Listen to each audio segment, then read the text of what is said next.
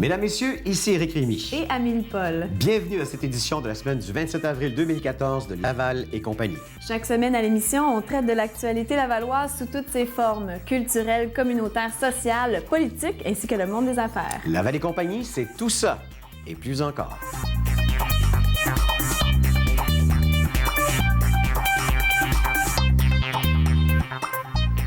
C'est le moment de s'informer de ce qui fera jaser dans les prochains jours et les prochaines semaines de l'Écho de Laval. Ghislain Plourde. Bonjour, Ghislain. Bonjour, Éric. Première nouvelle, une enquête sur le financement des infrastructures à Laval. Oui, effectivement. Encore dans le ménage, là. Oui, l'administration du maire Marc Demers s'en découvre chaque semaine. Et T'ouvres une porte, tu fais « Oh non! » Et disons que là, on a donc donné le feu vert à une enquête administrative, puisqu'on s'est rendu compte que l'ancien comité exécutif sous la direction de Gilles Vaillancourt recueillait des sommes d'argent auprès des promoteurs immobiliers. Des sommes d'argent qui allaient à la construction, au financement des infrastructures. C'est 5 millions qu'on a trouvés. Jusqu'à présent, tout est dans les règles. Sauf que ces perceptions se faisaient à l'avance, mais surtout sans l'aval du conseil municipal et sans règlement d'emprunt. Ça, c'était les beaux vieux jours, ça. On a donc trouvé ces sommes, mais aucune pièce justificative. Et on a donc instauré cette enquête. Ces sommes dorment dans les coffres de la Ville, mais la direction générale estime qu'il y aurait peut-être un même stratagème qui aurait été utilisé pour un 14 millions supplémentaire. On est rendu à 18 millions qu'on a dans les coffres de la Ville sans pièce justificative. Donc, disons qu'on va investiguer de ce côté-là. Jusqu'à présent, et ça, il est important de le préciser, on n'est pas en mesure de savoir s'il y a eu malversation dans ce dossier-là. Sauf qu'on sait qu'il y a 14 millions puis on n'a pas de pièces pour le justifier. Oui, effectivement. Vous nous avez déjà parlé de ça, des boîtes de dons sur le territoire de Laval. Oui. C'est parce si on en repense, parce qu'on a légiféré sur les boîtes de dons? On a présenté un premier projet de règlement du côté des élus, évidemment, et on sait maintenant un peu plus où on s'en va avec ce projet de législation. On va encadrer le nombre de boîtes de vêtements, de dons de vêtements dans les secteurs de la Ville. On va encadrer leur nombre dans chaque district. Et aussi, on saura où ils seront placés, où on va légiférer sur les emplacements de ces boîtes de dons. Ça pullulait un peu partout. Ah oui, prolifération, oui. Tout à fait. Et non seulement ça, c'est que ça n'allait pas toujours à des organismes de bienfaisance. Non, exactement. Si on adopte ce projet de loi du côté des élus municipaux, c'est aussi pour donner un coup de main à des organismes communautaires lavallois qui adoptaient cette pratique de récolte de dons à leurs locaux pour, évidemment, se subventionner. Et ces organismes ont perdu au fil des années là, des dons de vêtements qui sont allés dans ces boîtes-là. Absolument. Et la dernière des trois nouvelles, c'est la Cour suprême qui accepte la demande d'un Lavallois. Quelle était cette demande? Régent Hain, c'est probablement un nom que vous avez entendu au fil des années. Ça fait 50 ans. Il a été victime d'une erreur judiciaire en 1961. Il a fait 5 ans de prison pour un crime qu'il n'a pas commis. Avec le temps, il a cherché évidemment la réhabilitation. Il l'a eu complètement de la Cour suprême en 1997. Ça a été long. Cependant, il demande maintenant réparation, dommages et intérêts aux 2 paliers de gouvernement. Il s'est entendu avec Québec pour une somme de 4,5 millions. Il demande maintenant à Ottawa et la Cour suprême a statué qu'Ottawa devait payer. Ce qu'on conteste jusqu'à présent, c'est 8,5 millions que le gouvernement fédéral refuse toujours de payer à M. Hain. Espérons qu'il est âgé de 75 ans et maintenant la Cour suprême va l'entendre et espérons qu'elle décidera, elle penchera en sa faveur. Souvent, ce qu'ils essaient de faire, c'est d'étirer les procédures, tout à fait. Que la personne décède et qu'elle n'ait pas l'argent. Exactement. Donc, on parle d'un 12 millions complet, là. 13 millions, là, pour être très précis. Et ça fait au-delà de 50 ans maintenant qu'il a été victime de cette erreur judiciaire. En tout cas, il est résilient, ce monsieur-là. Ah, tout à fait. On peut lire à chaque semaine toutes les nouvelles, non seulement en format papier, mais en format web. Des infos fraîches tous les jours, l'écho-de-laval.ca, distribué tous les mercredis, l'Écho de Laval en format papier dans votre Publisac. Ça fait le tour de notre première saison de Laval et compagnie, mais on va se retrouver cet été. Oui, c'était un plaisir, mon cher. Même chose. Merci, Ghislain. Au revoir.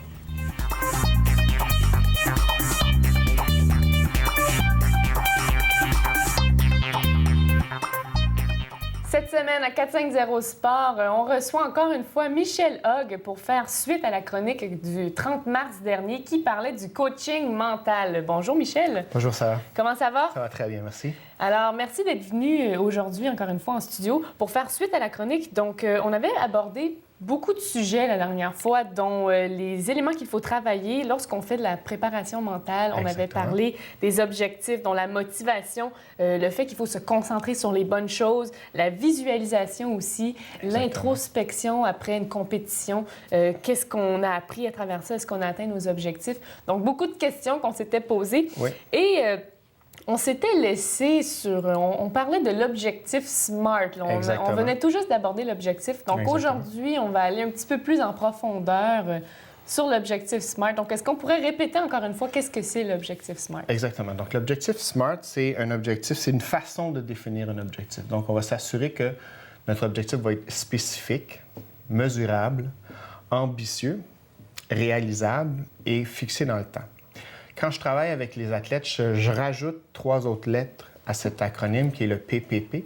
Donc, on va avoir des objectifs qui sont personnels, positifs et progressifs. Donc, quand on parle d'un objectif qui est spécifique, c'est un athlète qui va dire « je veux avoir une bonne compétition ».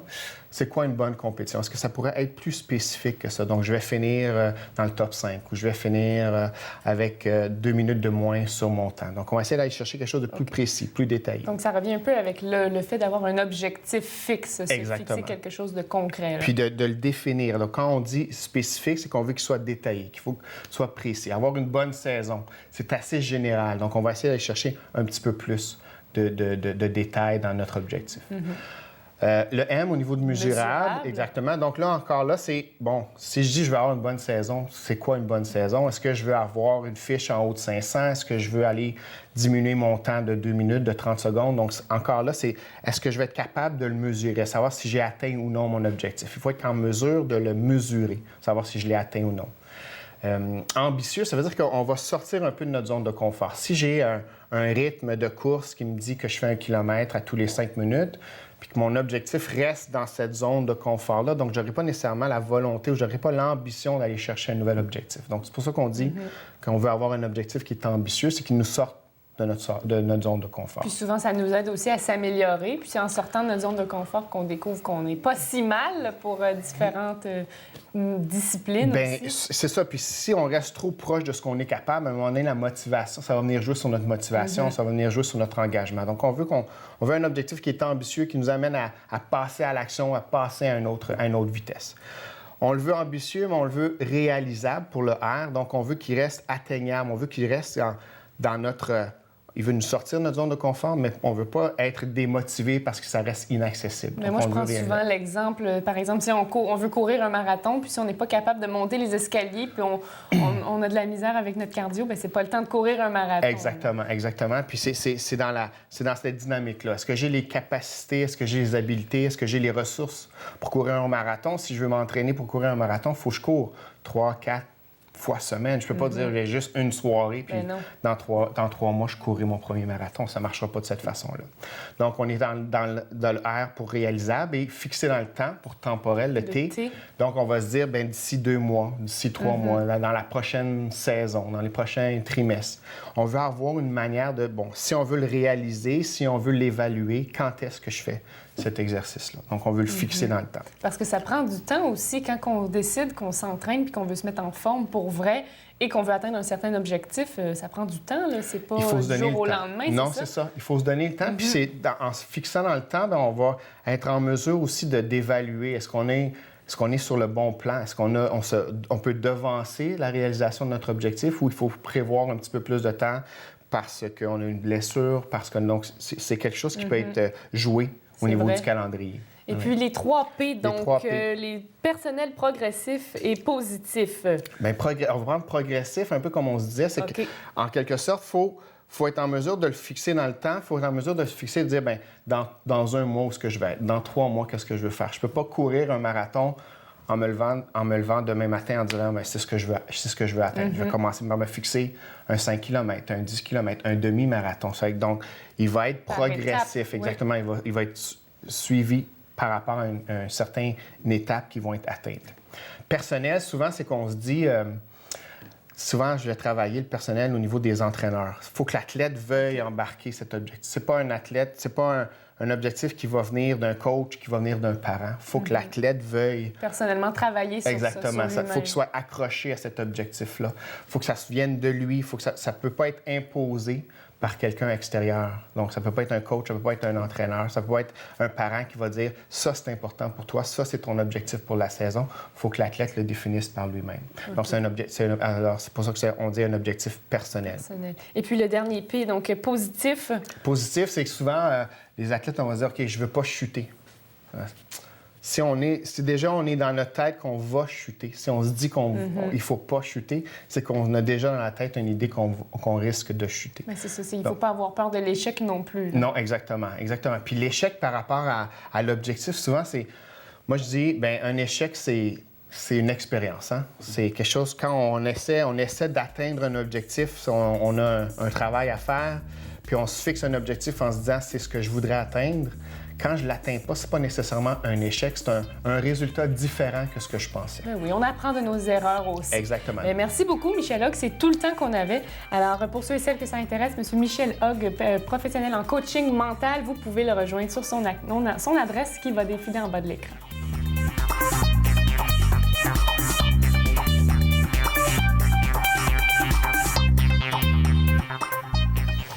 Tout le monde connaît le Vieux-Montréal, tout le monde connaît le Vieux-Québec, tout le monde connaît le Vieux-Terrebonne.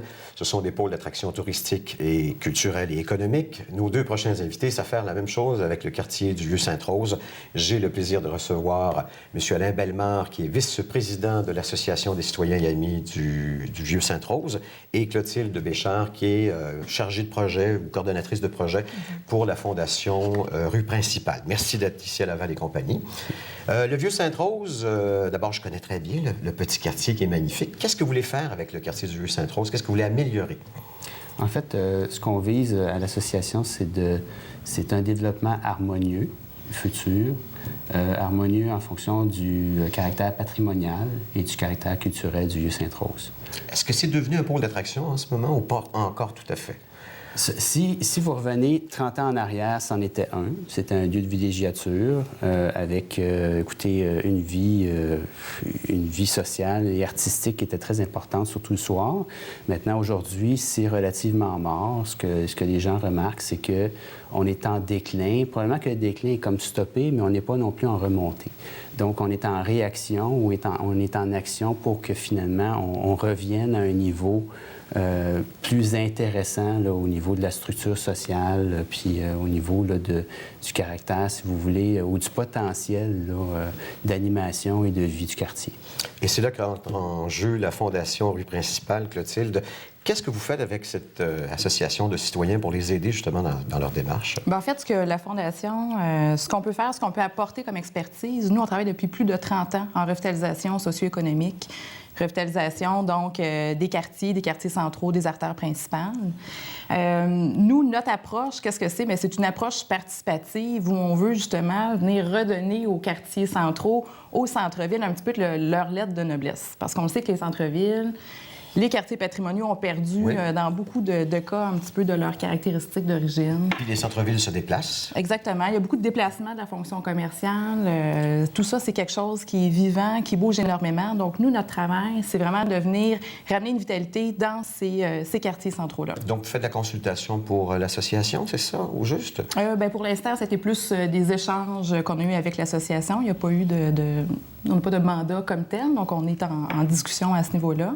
Par contre, nous, l'expertise qu'on apporte, comme je vous disais, c'est vraiment d'appuyer les municipalités, les associations, tous les partenaires de développement local dans des démarches de revitalisation puis de dynamisation du quartier. Donc, c'est du développement durable, ce que vous faites. Absolument, absolument. Donc, nous, ce qu'on prône, c'est vraiment de ramener un petit peu la vie économique, la vie sociale, la vie culturelle dans les quartiers centraux. Donc, de développer des quartiers de proximité qui sont plus denses aussi puis qui viennent répondre aux besoins de la population. Bon, concrètement, on change quoi pour revitaliser un quartier comme le Vieux-Sainte-Rose? Bien, écoutez, c'est sûr que l'important, c'est d'abord et avant tout d'avoir le politique derrière. Ça, c'est la première des choses. C'est ce qu'on essaye de faire. Donc, l'association s'est mobilisée et a créé l'initiative d'inviter Fondation Rue Principale à faire une conférence puis à présenter qui ils sont, parce qu'ils ont une expertise importante.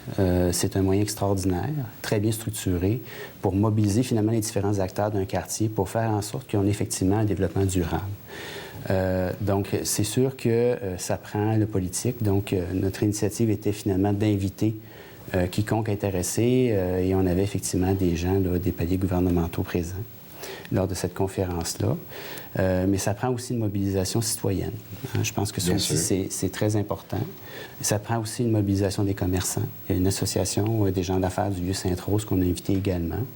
Et ça prend aussi un sentiment d'appartenance et une mobilisation, puis un intérêt des citoyens à voir le quartier changer.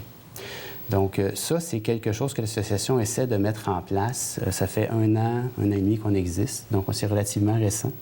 Mais on est très, très actif pour faire en sorte de faire remarquer aux citoyens, leur faire prendre conscience qu'on a un potentiel énorme, ne serait-ce qu'avec la berge des baigneurs. C'est vrai. Avec l'église en arrière, finalement, ce qu'on voit, c'est qu'il n'y a pas de lien entre la rue ou le boulevard Sainte-Rose, qui est finalement le boulevard Centre, et l'accès aux berges là, et à la rivière des Mélides en arrière. Il y a le parc de la rivière des Mélides. Bref, il y a énormément de choses qu'on peut faire avec ce quartier-là qui ne sont pas faites ou qui sont en déclin parce qu'il y a 30 ans, il y a 50 ans, on avait des lieux de villégiature, on avait des bains à Sainte-Rose, on ne sait pas, là, mais c'est quelque chose qu'on a perdu sur le plan historique. Mais c'est important que les gens revoient l'histoire du Vieux-Sainte-Rose, comprennent ce qui l'a amené là et ce qui a fait en sorte que finalement on a laissé aller.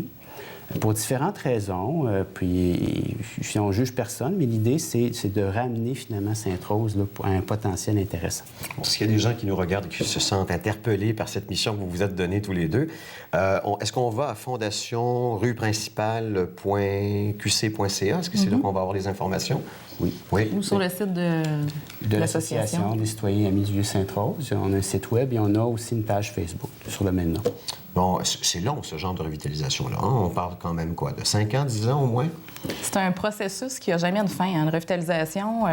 Quand on veut revitaliser, il faut toujours adapter le quartier aux nouvelles réalités, aux besoins des citoyens, aux besoins des travailleurs. Donc, ça demande un travail qui est constant. Nous, on accompagne des projets, ça fait maintenant 15 ans, 20 ans, certains projets, parce qu'il faut toujours se renouveler puis répondre aux besoins de la population. Mais l'important, c'était de s'impliquer dès maintenant si on veut que les choses changent. Tout à fait. Bien, merci de votre visite et surtout de votre initiative. Merci Clotilde, merci Alain. Merci.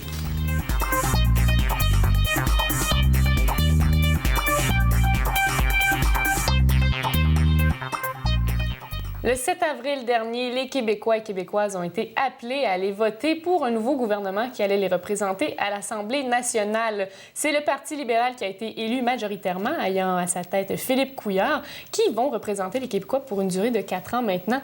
Et Mme Suzanne Proulx est venue avec nous pour nous parler, faire un bilan de ces dernières élections. Bonjour, Mme Proulx. Bonjour, Sarah. Comment allez-vous? Ça va très bien, merci. Oui, ça va. Je suis contente de vous voir aujourd'hui parce qu'on va faire un petit peu une récapitulation de qu'est-ce qui s'est passé. Puis on va aborder des thèmes aussi quand même assez importants quand on parle de politique. Donc, tout d'abord, je vais juste mentionner le taux de participation pendant ces élections-là, qui était de 71,73 % comparativement à 74,6 % en 2012. Donc, on a eu une petite baisse de participation.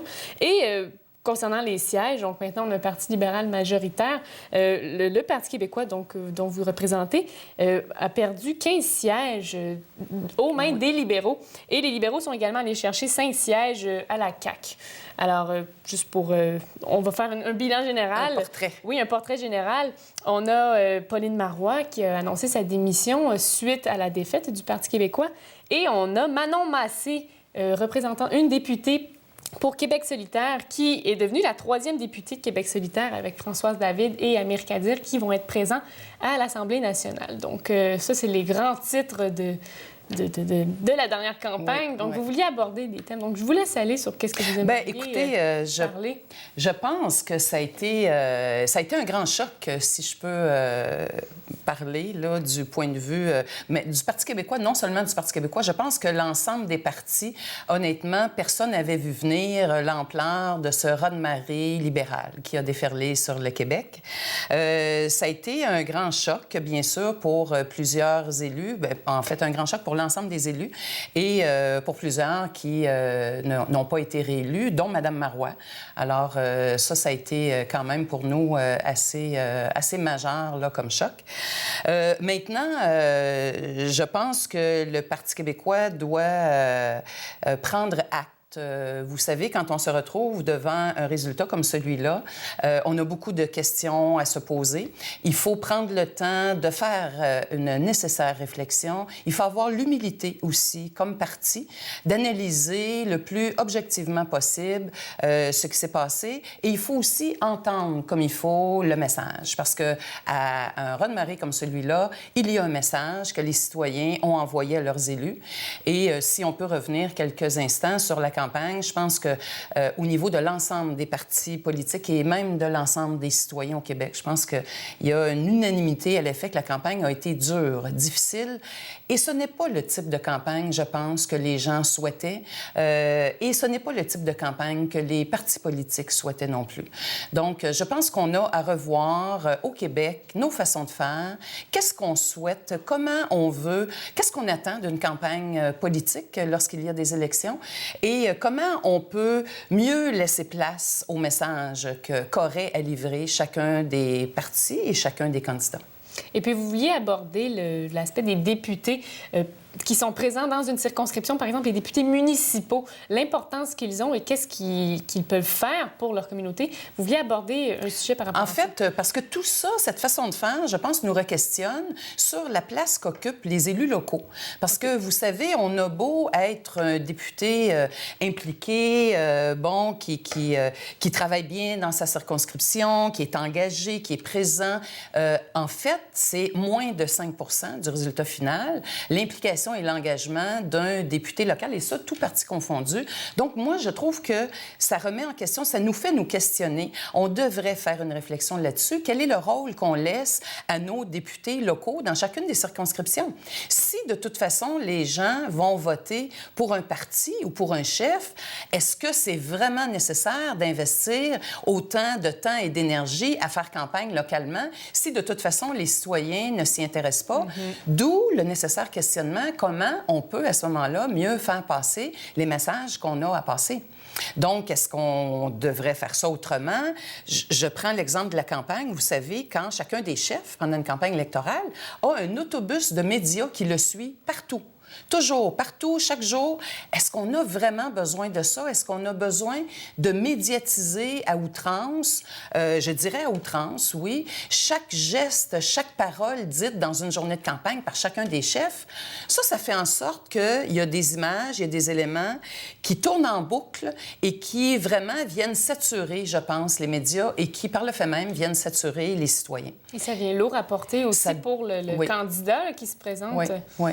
Alors, je pense qu'on a à revoir nos façons de faire. On doit vraiment bien entendre ce que les citoyens... moi, j'ai entendu un message provenant des citoyens disant « la paix ». Je pense que le vote, moi, honnêtement, là, je pense que ce vote-là, les résultats, c'était un gros « s'il vous plaît, fichez-nous la paix, laissez-nous tranquilles ». Et ça, moi, je trouve ça très triste. Je trouve que la politique est au service des citoyens et on devrait redonner à la politique la place positive et noble qu'elle devrait occuper. Et peut-être adapter la politique aussi, la rendre un petit peu plus facile à comprendre pour inciter les gens à s'y intéresser, parce que c'est très intéressant et c'est important de savoir ce qui se passe aussi dans notre communauté, là.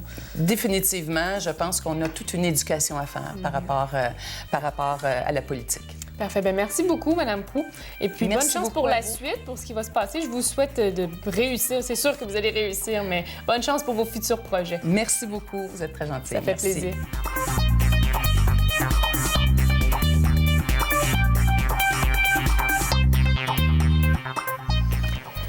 On a tous besoin de temps et d'argent et le site Internet de ma prochaine invitée devrait en principe vous en faire économiser, justement, de place05.com. Elle est directrice des opérations, Marie-Ève Denis. Qu'est-ce que c'est que place05.com au juste? Bien, bonjour. Bonjour. Place 05, c'est l'avenir. Ça va faire. Aujourd'hui, on sait que tout est Internet. Le temps, c'est de l'argent. On a de moins en moins de temps. Donc, Place 05, c'est un concept de prise de rendez-vous en ligne, tout en étant un réseau, ainsi que des économies pour les consommateurs qui vont utiliser Place 05. C'est-à-dire que là, vous me faites économiser du temps. Quelle sorte de rendez-vous prenez-vous au juste? Tous des rendez-vous chez les professionnels des services de santé, en fait, les Parce qu'on peut passer des heures et des heures au téléphone et essayer d'avoir un rendez-vous, là. Oui, absolument. Donc, c'est ça qui va faciliter la dire. En fait, le temps va faire que les gens vont pouvoir prendre un rendez-vous dans la nuit, 24 heures sur 24, 7 jours sur 7. Pour les soins aussi, les services à domicile, tout rendez-vous possible là, vont être regroupés sur Place 05. Et c'est vous qui allez donc donner ce service-là aux gens qui vont adhérer à place05.com. C'est comme ça qu'on voit ça? Oui, un peu. C'est un annuaire, si on veut, Place 05, qui va regrouper des commerçants, des professionnels qui vont pouvoir offrir leurs services. Donc, j'allais dire un anglicisme. Là. Une expertise. Une expertise, oui, c'est ça. Dans le fond, faire la publicité pour permettre aux gens de retrouver leur utilisation quotidienne sur un même site. Donc, c'est la rencontre entre le commerçant et le consommateur, entre Absolument. autres. Puis ce que vous voulez aussi, c'est favoriser le commerce local, c'est bien ça? Oui, bien en fait, là, on commence à Laval. Le pourquoi on est ici aujourd'hui, c'est que nous, on vient de Laval et on veut commencer avec un petit secteur pour après ça pouvoir prendre l'expansion. Est-ce que ça existe d'autres sites du genre? Similaire, mais non exactement comme ça, parce que Place 05 qui se démarque avec le fait qu'on va aller offrir un pourcentage de rabais aussi chez tous les consommateurs qui utilisent Place 05, donc qui prennent leur rendez-vous en ligne, vont permettre, les commerçants vont offrir jusqu'à 30 de rabais. Donc, en plus d'économiser, on économise du temps parce que la prise de rendez-vous se fait directement. Il y a une confirmation qui se fait par message texte ou par email. Donc, tout ça avec notre téléphone intelligent ainsi que notre ordinateur ou tablette. Et c'est pas tout à fait commencé encore. Ça va commencer dans quelques semaines. Absolument. Donc, pour l'été 2014, nous sommes en train de recruter les consommateurs par compte. On a un concours, on fait gagner 2000 $ en prix pour justement aller faire connaître Place 05, donc avoir une base de données de consommateurs. Simplement de s'inscrire www.place05.com. Au moment où on se parle, je l'ai essayé ce matin, le site n'était pas disponible. Est-ce qu'il est en ligne, là? Oui, Place 05 est en ligne. Place 05 est en ligne. Oui. Donc, on s'inscrit, ça ne coûte rien. C'est gratuit. C'est gratuit pour le consommateur. Et il y a un prix à gagner. Oui, c'est ça. Donc là, vous allez automatiquement être éligible en s'inscrivant. On peut s'inscrire via Facebook aussi. Et par le fait même, quand il va y avoir ouverture, on va vous avertir par courriel. Donc, on ne va pas être achalant, mais vraiment, ça va être une question de juste vous dire c'est enfin ouvert et on va vous mettre en ligne avec nos commerçants. Parlez-moi du profil de vos clients ou de votre clientèle. Ce sont des gens qui n'ont visiblement pas de temps. C'est en plein ça. Donc, des femmes, des hommes d'affaires. Principalement la femme, parce que c'est elle qui s'occupe des rendez-vous habituellement, mais l'homme est le bienvenu aussi. Et si je suis un commerçant, est-ce que je peux moi-même aussi adhérer à place05.com? Absolument, oui. Puis chaque commerçant, c'est ça la beauté de la chose, c'est que chaque commerçant va intégrer leur clientèle aussi pour faciliter leur travail. Ça va venir pour le commerçant, l'avantage, c'est d'avoir justement plus besoin soit d'une réceptionniste, parce que tout va se faire via Internet. Et par le fait même, il va y avoir une augmentation de consommateurs puisque chaque commerçant va mettre leurs consommateurs en ligne. Alors aujourd'hui Laval, demain Le Monde, c'est ça? Oui, absolument. C'est notre mission de pouvoir partager ce beau concept que Michel Pomainville a fondé. C'est lui qui a parti ça. Et c'est une compagnie lavalloise, disons-le. Oui, absolument. Et vous êtes lavalloise et lui aussi. Oui. Alors on vous encourage, c'est fait pour ça, Laval et compagnie. Alors en ce moment, donc on peut aller s'inscrire place05.com. Sinon, on peut aller voir aussi la page Facebook de place05.com. Oui, absolument. Simplement place05.com, vous allez tout trouver l'information. Je me demande combien de fois on l'a dit place05.com. Sûrement une bonne dizaine de fois. On vous souhaite le plus grand succès, la plus grande des chances. Merci Marie-Ève. Merci beaucoup. Merci.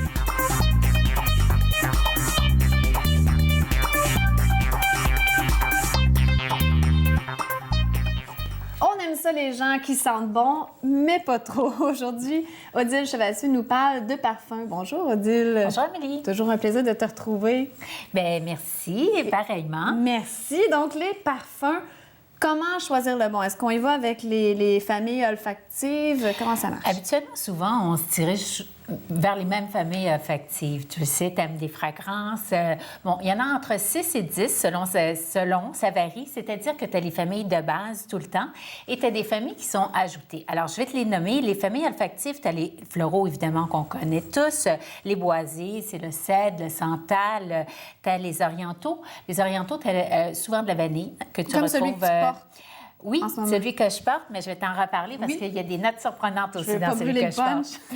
Ensuite, tu as les hespéridés. Ça, c'est les bases d'agrumes. Tu as les fougères, géranium, mousse de chêne, les cyprès, bergamote, patchouli qu'on connaît bien aussi. Et tu as des fragrances des familles qui sont fabriquées comme le cuir. C'était une tendance de mettre du cuir. Évidemment, le cuir, c'est une création olfactive. Alors, c'est des tendances mode. Tu as les océaniques aussi qu'on rajoute. Donc, on y va même avec les tendances pour ce qui est des parfums. Oui. C'est spécial. Je pensais que c'était une question de goût personnel ou ce qui nous fait bien oui, ou non. Oui, tout à fait. Il faut que tu portes bien un parfum. Et d'ailleurs, il faut toujours que tu ailles essayer un parfum sur une peau qui est vierge. Et idéalement, tu le portes une journée et une nuit aussi parce que faut que tu habites le parfum. Faut que tu le portes. Faut que ça soit une deuxième peau. Et le truc pour savoir s'il nous va bien, c'est... Faut pas le sentir. Est-ce que c'est vrai, En fait, c'est souvent les commentaires que tu vas entendre aussi des gens. Que tu sens bon, que ton parfum te va bien. Alors là, tu le sais que c'est quelque chose, c'est une belle fragrance que tu portes bien. Si vous n'entendez pas de commentaires, c'est pas bon signe, mesdames et messieurs. Bon, j'y vais tout de suite. Écoute, on a la chance d'avoir les exceptions de Mugler. C'est une première. On est avant Paris, même ici au Canada, on a eu la chance, et c'est rare, là, ils nous ont donné, c'est vraiment une première à travers le Canada. Et tu as 5 exceptions. On connaît Mugler, bien évidemment. Il est connu depuis longtemps. C'est le haut de gamme, le haute couture. Et là, c'est le parfum couture haute parfumerie. Alors, il nous offre 5 exceptions. Mugler, il a lancé aussi les parfums ressourçables il y a quelques années. En fait, en 1992, les premières. Tu prends ta bouteille, tu vas c'est souvent l'abbé qui va te l'offrir ou tu vas au centre ressourcé et tu auras rempli ta bouteille. Évidemment, pour la planète, on sauve des milliers de bouteilles par année. Tout à fait. Et ça coûte aussi un peu moins cher. Mais alors, c'est la même chose pour les exceptions. Je vais te montrer parce que j'adore le packaging. Alors, tu vas chez Mugler, c'est une expérience en soi. Tu reçois ici ton petit sac Mugler. À l'intérieur, tu as un petit boîtier et tu as les 5 fragrances qui sont à l'intérieur. Alors, les 5... Moi, j'aime beaucoup traîner ça. En vacances, c'est facile à apporter. Tu veux te rafraîchir dans la journée, tu traînes ta petite fragrance. Dans son sac à main, c'est le fun. Oui. Alors, tu reçois le boîtier, qui est magnifique. Bien, Mugler, c'est à la hauteur et à l'image. Et tu reçois une bouteille, un flacon, qui est le flacon Art Déco, qu'on a déjà, en fait, ce qui n'est pas une nouveauté en soi, mais qui est très beau, qui est magnifique.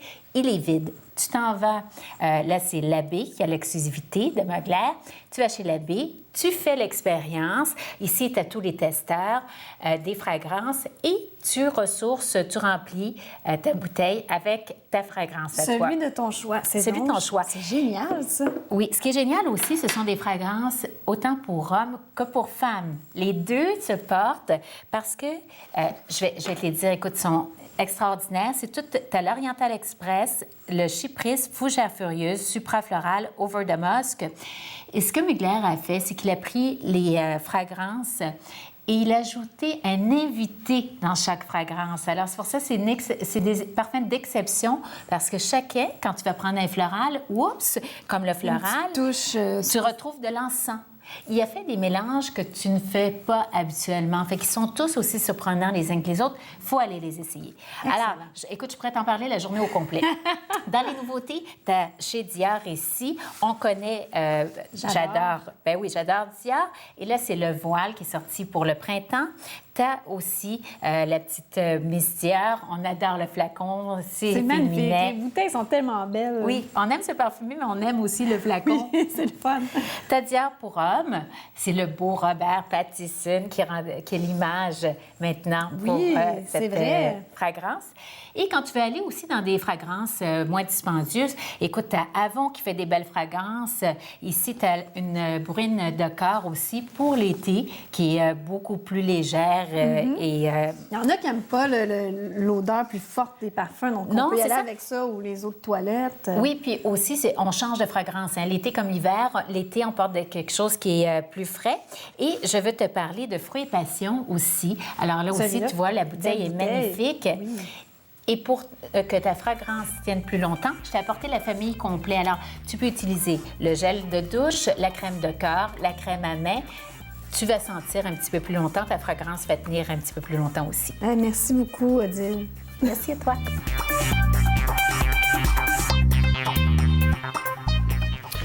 Je l'ignorais, mais je le sais maintenant, qu'il y a 1,6 million d'ornithologues, d'amateurs à professionnels au Québec. Et justement, les 9 et 10 mai prochains aura lieu le grand défi Québec Oiseau 2014. Et pour nous en parler, un des plus grands ornithologues connu ici, pas en grandeur, mais Pierre Verville. Ça va bien. Ça va très, très bien. Surtout quand on parle d'oiseaux, moi, ça va toujours bien. C'est ta passion. Depuis combien d'années, justement? Ah, ça fait peut-être 25 ans. J'ai commencé par installer des mangeoires, comme un peu tout le monde, et connaître les oiseaux de mangeoires. On en parlait d'ailleurs avant l'entrevue. C'est vrai. Je connais quand même un certain nombre d'oiseaux. Oui. Ça commence... Attends, je vais te les énumérer. Oui, vas-y donc. Le merle, le carouge, le jet bleu, le cardinal... et la mésange. Bien, ça s'en vient. Vois-tu, le merle n'est pas un oiseau vraiment de mangeoir, c'est un oiseau qui se nourrit de verre au sol. C'est vrai. Mais c'est un des premiers à arriver aussi, et c'est celui qui chante. Souvent, à 4 heures du matin, on entend le merle chanter. On se dit, c'est quoi cet oiseau-là? Il y a un oiseau qui nous dérange à 4 heures. Bien, c'est le merle avec son beau chant. Alors, ça a parti comment pour toi?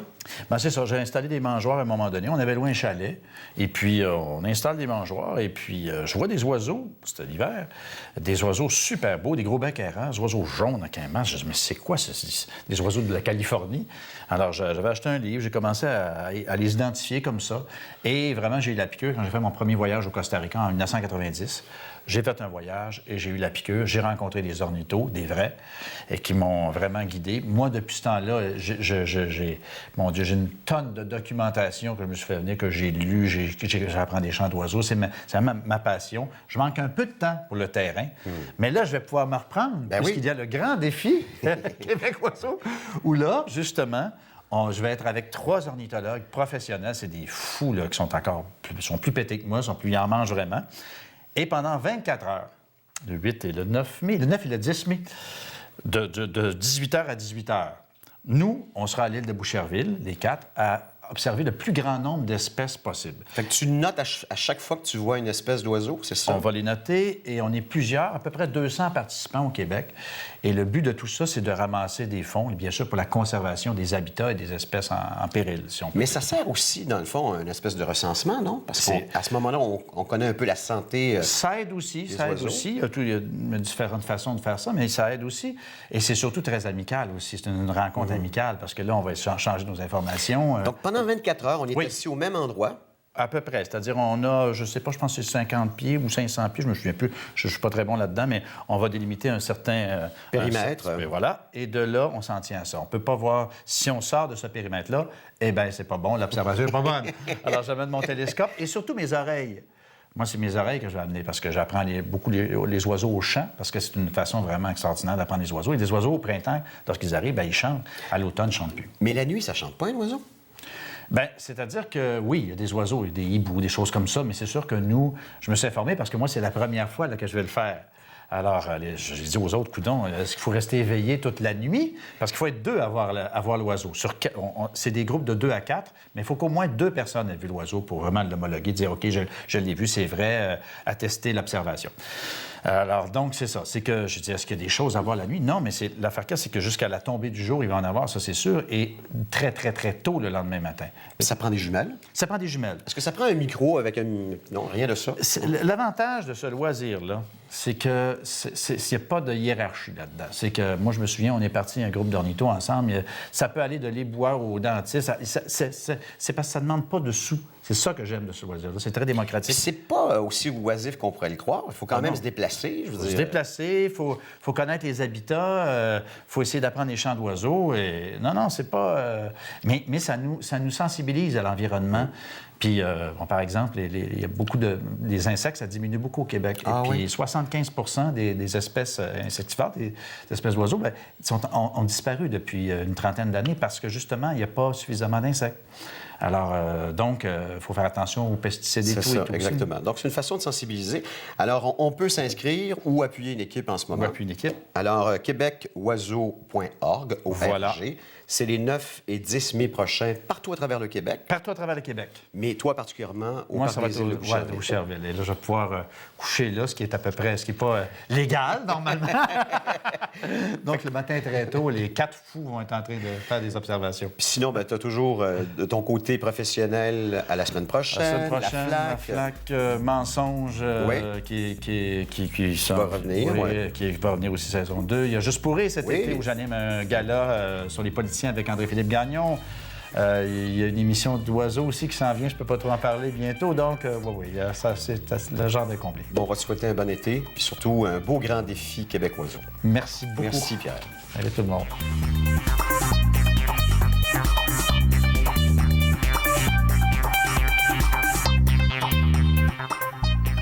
La présidente du Quartier des Arts du Cheval Blanc Symposium 2014, France Godin, est avec nous aujourd'hui pour nous parler de la 14e édition du Symposium des artistes sur la route des fleurs le 3 et 4 mai prochain. Bonjour, Madame Godin. Bonjour, Amélie. Ça va bien? Oui, ça va très bien. Vous avez l'air resplendissante. Ben oui. Avec les petits étincelles dans les yeux.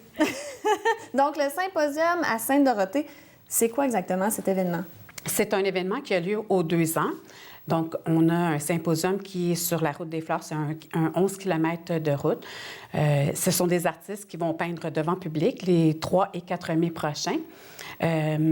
Ils vont peindre devant vous, puis ils vont vous expliquer aussi en détail une de leurs toiles. Donc, ils ont eu ordre cette année de raconter une histoire parce que le thème cette année, c'est « Si l'âme était comptée ». OK. Donc, chaque artiste va avoir une toile qui vont raconter leurs histoires. Fait que le public va être amené à venir apprendre des histoires sur le tableau, soit en disant comment ils ont trouvé l'inspiration, où ils étaient, à quel endroit ils étaient, qu'est-ce qu'il y avait derrière ce tableau-là qui fait que ce tableau-là existe. Donc, des artistes peintres, il y a et des écrivains que vous m'avez dit? Oui, il y a des écrivaines. On a 3 écrivaines aussi qui vont raconter, eux autres, leurs histoires.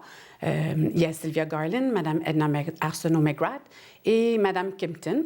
Il y en a pour les petits, les ados et les adultes. Et on en a aussi pour les amateurs d'horticulture. Il y a des serristes oui, qui vendent... On peut acheter des fleurs également? Oui, certainement. Les serristes nous font une faveur à chaque 2 ans d'ouvrir leurs portes une semaine plus tôt parce que la semaine prochaine, ce sera la fête des mères et après ça, c'est la fête de dollars. Donc, avant le gros rush, on ouvre une semaine avant et ce qui est intéressant, c'est qu'on a le privilège d'aller dans les serres puis de voir les fleurs à perte de vue. C'est ce qui est magnifique, c'est que c'est un moment unique à Sainte-Dorothée de voir des serres remplies de fleurs. À part les serres dans lesquelles on peut rentrer, comment ça se passe concrètement? C'est vraiment un chemin dans la rue, le 11 km, dans les rues de Sainte-Dorothée, le vieux Sainte-Dorothée? En réalité, qu'est-ce que c'est? C'est qu'on prend le départ au parc Marcel-Gamache. OK. Donc, on peut prendre aussi l'autobus. Cette année, on a un autobus scolaire parce qu'on retourne un peu, genre, en enfance. C'était le but de faire ce symposium-là en se disant, on sort du livre, là, pas un peu comme Franfreluche, où est-ce qu'on rentrait à l'intérieur, mais nous, on sort à l'extérieur du livre. Donc, on s'est dit, on voulait amener les gens à avoir une expérience. Donc, les autobus galants vont avoir une autobus scolaire qui va les prendre directement à la place publique sous le chapiteau et on fait le tour. Donc, c'est sur Principal, rang Saint-Antoine, Montée-Champagne. On fait le tour et on fait un détour aussi sur Saint-Martin pour aller au Serre Grover parce qu'eux sont comme en circuit. Donc, on fait un petit croche, on retourne. OK, je croyais que ça se faisait à pied. Mais ça se fait à pied. On fait les relais, on peut faire les relais en autobus. On peut faire l'autobus, on peut y aller en auto, mais nous, on préfère que les gens prennent l'autobus parce qu'on veut garder la route verte. Mais ça se fait à pied, ça se fait en bicyclette. Maintenant, on a une belle piste cyclable tout le tour. On peut aller faire de la bicyclette ce week-end-là.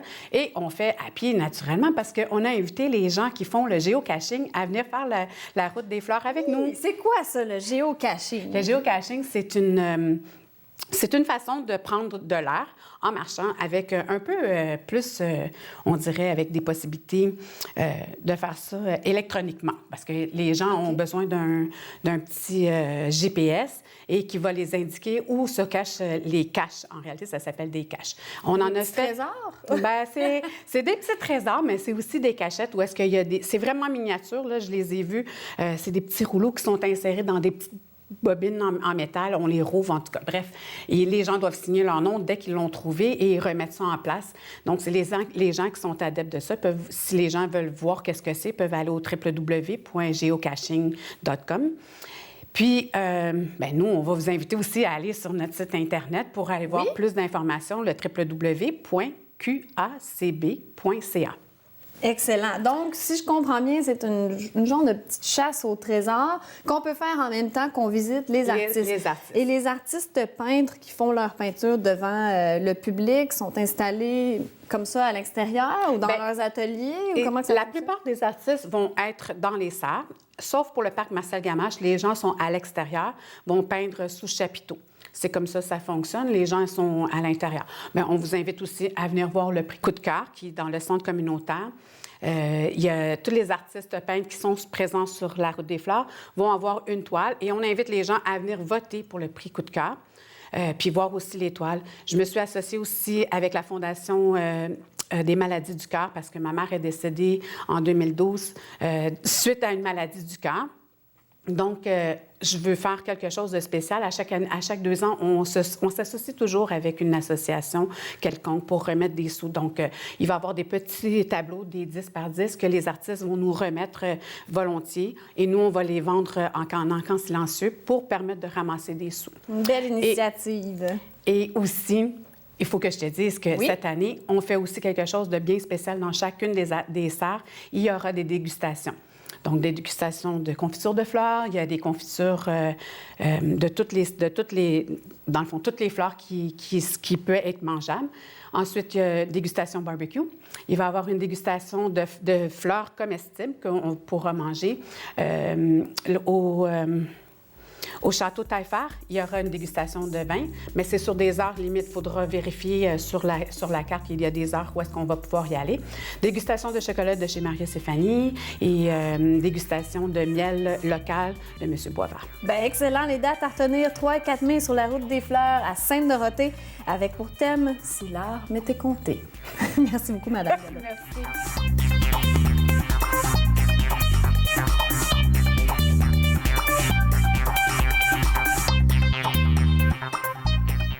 Cette semaine à l'émission, je reçois 2 invités de l'Association régionale de loisirs pour les personnes handicapées. Mesdames, bienvenue en studio. Madame Louise Langevin, directrice. Nadia Chakour, administratrice. C'est ça. Bienvenue en studio. Merci. Merci de nous recevoir.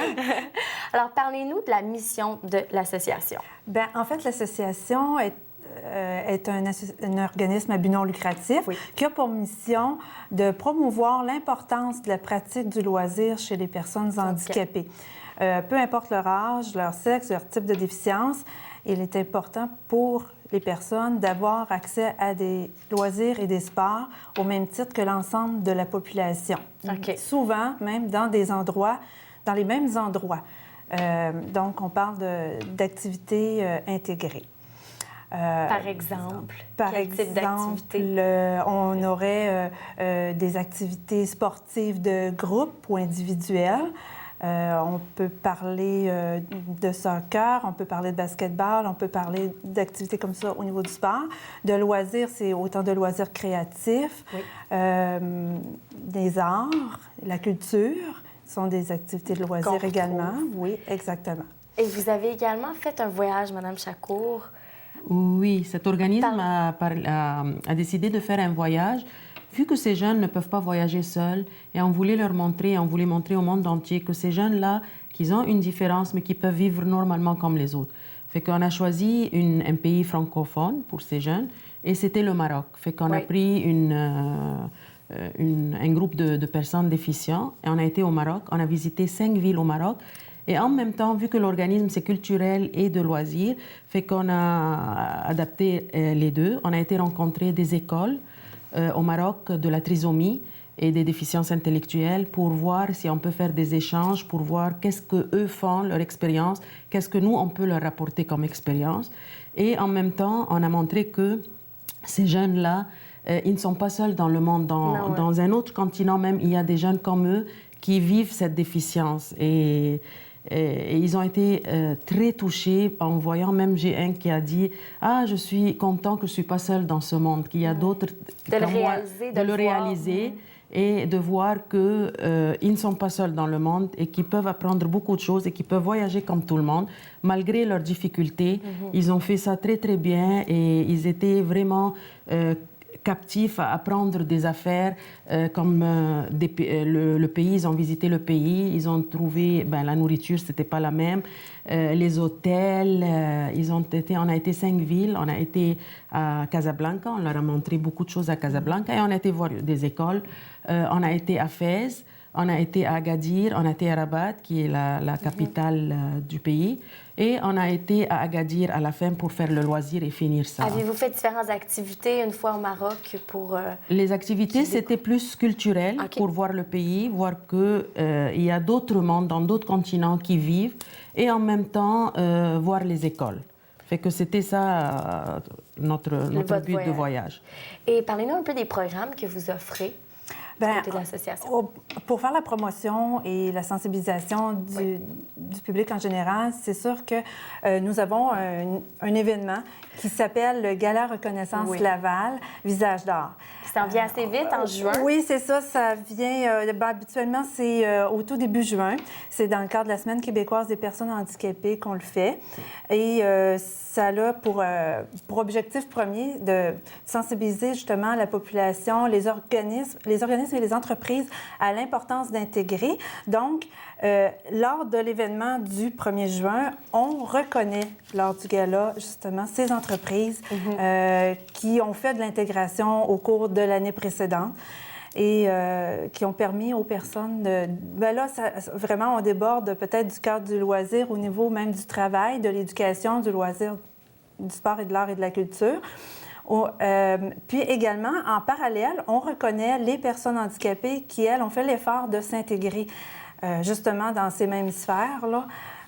Qui ont travaillé pour Oui, c'est ça, gala. exactement. Qui ont... qui ont mis de la persévérance pour réussir à s'intégrer puis à participer aux mêmes activités offertes à l'ensemble de la communauté. Alors, les objectifs du gala, ça serait quoi un peu? C'est ça. Donc, de reconnaître les entreprises et les organisations de loisirs, de sport, au niveau du travail et de l'art de la culture qui ont fait l'intégration. C'est vraiment ça l'objectif premier. Et même vous récompensez plusieurs personnes lors du gala. Oui. Vous offrez des prix. Oui, à chaque année, dans chacune des catégories, il y a 2 prix qui sont remis. Un au méritage, un à reconnaissance. Donc, on a 4 catégories principales, là, comme je vous ai nommé. Donc, ça fait 8 trophées. Et également, lors du gala, Ville de Laval, qui est membre du comité organisateur, tout ça, de notre événement, remet, elle, des prix d'accessibilité. Pour les entreprises qui ont rendu accessible leur entreprise, mais au niveau architectural. Donc, à chaque année, on remet 11 prix officiellement. Pour récompenser. Oui. Alors, l'Association régionale de loisirs pour les personnes handicapées offre beaucoup de services, permet aux jeunes, pas simplement aux jeunes, de pouvoir s'améliorer, se faire confiance, découvrir plein de facettes. Oui, de tout âge, toute catégorie, de tout type de handicap. En fait, la personne, ce qu'on veut, c'est qu'elle trouve un loisir qui correspond à ses besoins, à ses aspirations. Dans le but d'améliorer sa santé physique et mentale. Là, et avoir du plaisir. Avoir du plaisir, profiter de la vie comme Exactement. Si jamais les gens veulent s'informer davantage, on les réfère sur votre site Internet. Tout à fait, exactement. Au www.arlphl.qc.ca. Merci beaucoup, mesdames. Merci beaucoup à vous. Merci.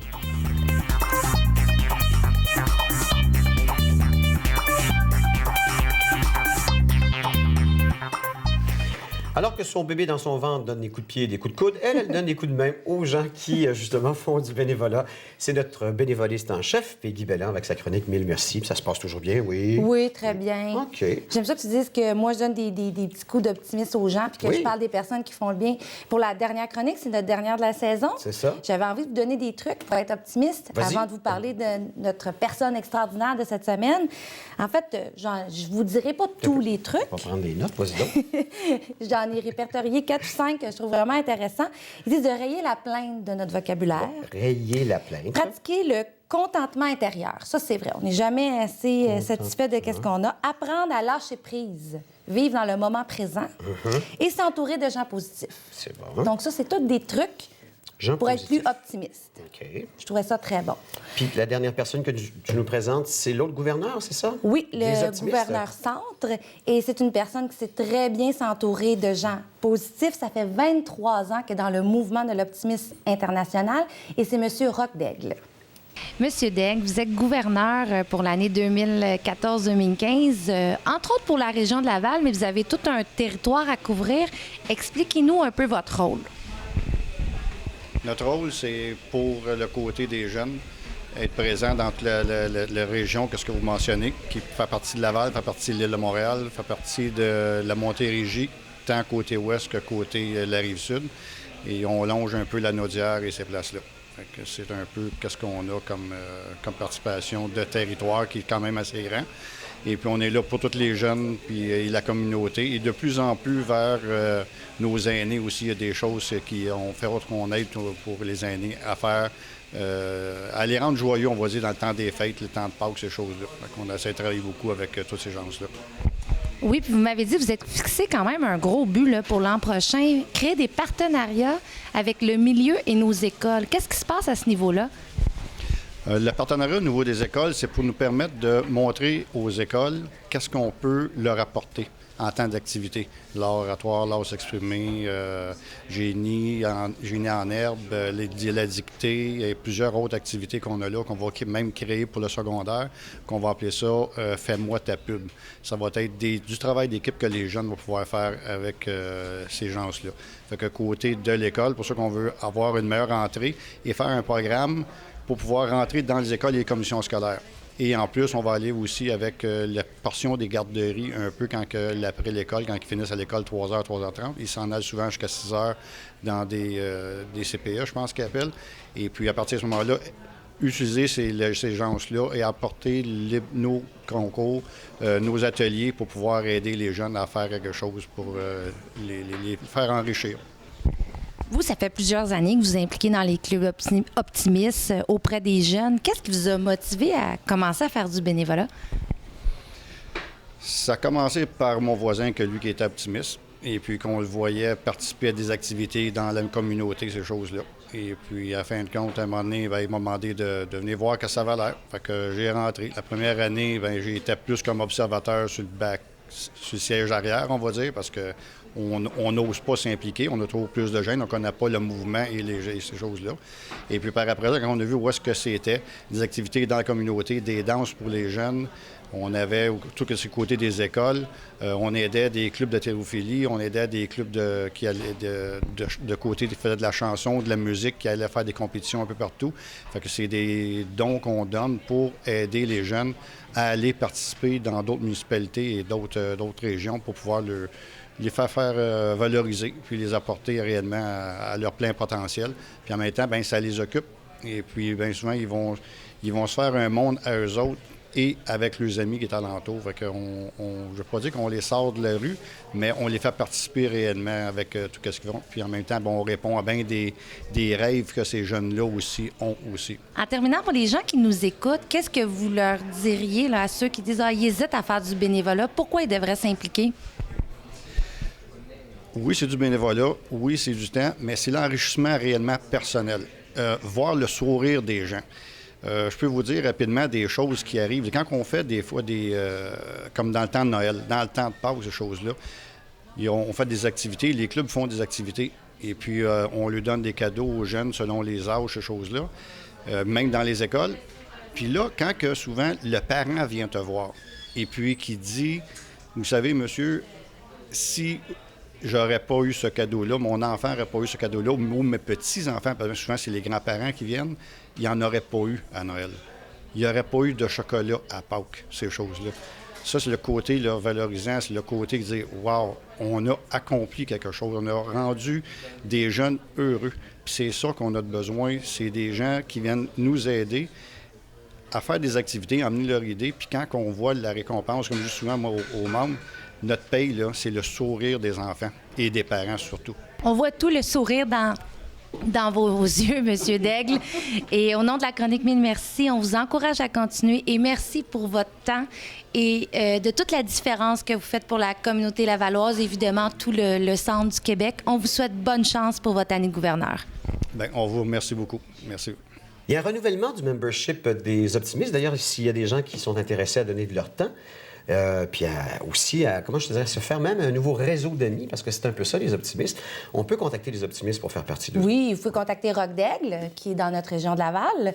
Et c'est très facile. Ils ont des déjeuners tous les dimanches. On rencontre des gens de tous les âges, des jeunes, les moins jeunes. On peut s'impliquer. On n'est pas obligé de faire 50 activités une fois par année. C'est un très beau mouvement qui est très facile à intégrer. Puis comme on est, comme je te dirais, dans une époque de réseautage, bien, c'est une belle façon justement de réseauter avec des gens qui ont des intérêts communs avec les nôtres. Oui, et qui voient le bon côté des choses. Exactement. Puis je rappelle les règles pour être optimiste. D'abord, rayer la plainte, contentement intérieur, le lâcher-prise, ça, c'est plus tough un peu, et puis s'entourer de gens positifs. Peggy, je te souhaite un bon été, un bon bébé, puis on va se retrouver la saison prochaine. Oui, et moi, je veux te remercier. Ça a été vraiment agréable de passer l'année avec toi, à toute l'équipe technique et aussi à notre directeur général, Eduardo, d'avoir accepté de me donner cette belle vitrine. Bon, ben, va te reposer, puis on se retrouve. Oui, on se retrouve à l'autre.